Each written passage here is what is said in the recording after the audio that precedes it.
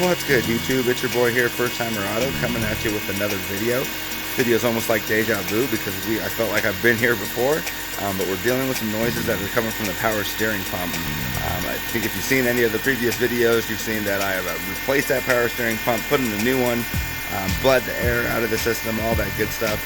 But today we're just going to go back to the basics of what I should have done from the very first video and see if this one actually helps.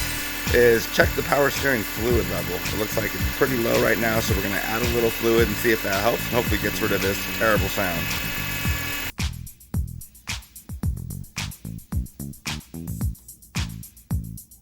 And there you go. That's why the first thing that you check is the oil level or the fluid level.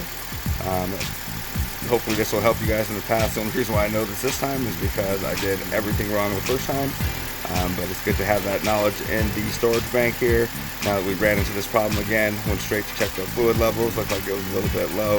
Put a little fluid in there, and that whiny cat is gone. So hopefully this helps you guys out. Stay safe while you're out there until we come up with our next videos. Keep turning those wrenches. Thanks, guys.